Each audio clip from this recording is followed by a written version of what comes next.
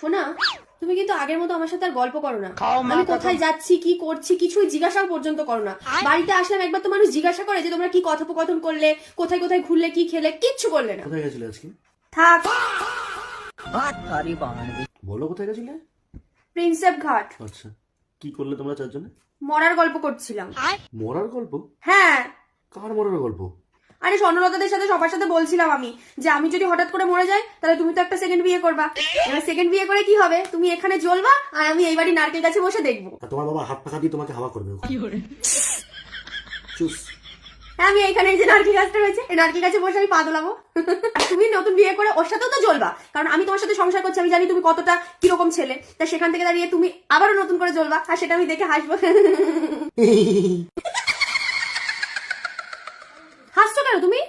ঠিক আছে, তুমি এই বাড়িতে থাকলে না, তুমি প্রিন্সেপ ঘাটে ধরো ঘুরতে গেলে তোমার নতুন বউকে নিয়ে, তা আমি ওখানে কোনো গাছে থাকবো, সেই গাছে ঝুলে আমি দেখবো। মানে সেখানেও তুমি আমার পিছন করবে? ও তার মানে সেখানে গিয়েও তুমি অন্য মেয়ের সাথে প্রেম করবে, সেটা আমাকে দেখতে হবে, আমি বলতে পারবো না।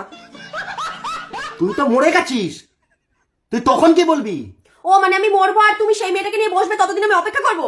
ও মানে আফটার ডেট তুমি এখন मैं गाली नहीं दे सकता। नहीं गाली नहीं তুমি তোমার ভাবনায় আমার থেকেও বড় কথা, তুমি নিজেকে মেরে দিলে।